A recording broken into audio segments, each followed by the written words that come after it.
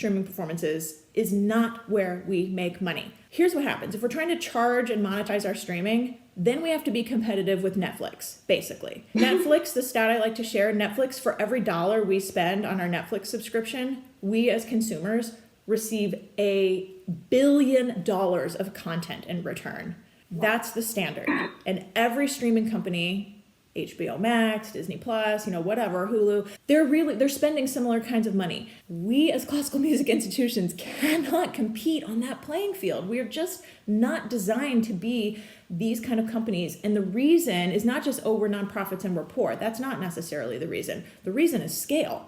Very few organizations, even global brands like the Metropolitan Opera or Berlin Philharmonic, who would have the biggest streaming audiences literally in the world for classical music, do not have the kind of reach and scale of any of these massive streaming giants. So to me, it is just impossible to compete on that level when we're trying to charge.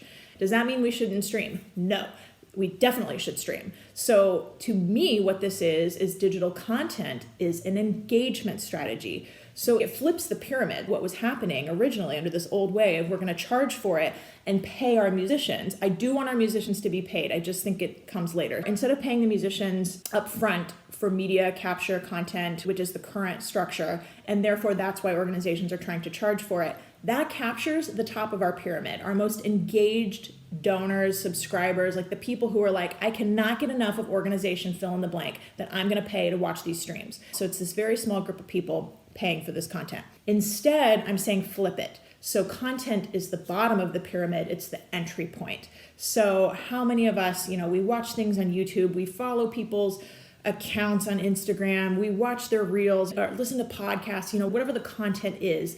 And that's how we dip our toe into the water, so to speak, saying, oh, I like what that person has to say. I like what that organization is doing. And then it's our entry point to more and more engagement. Okay, now I will follow them. If it's a brand, maybe eventually I buy their product, right? And so to me, it's an engagement strategy. It's the entry point, not the end point. So we totally have to flip it. Now, brands have to be savvier about this because the other side of this coin is what was happening during the pandemic. Some organizations were doing that. They were like, I don't want to charge. I just got 50,000 views on my YouTube stream for my orchestra, which I've never had in my life, says some organizations. I'm so happy about that. And then they would be like, Aubrey, what do we do? We're so happy. We're so proud. And I'd be like, did you capture any of those emails? No. Do you have tracking cookies so you can then show digital ads to those people who watch that video? No. Okay. That's not a strategy. That's just blasting out content and hoping that people have goodwill to come visit you again. That's not a strategy. The sweet spot is that organizations need to be savvier marketers where we can offer our content as a gateway to engagement, as casting that wide net. We have the tools available to us to be able then to either do email capture instead of a paywall as a gateway or tracking cookies so then we can be soliciting those people later. Not that hard to do in 2022.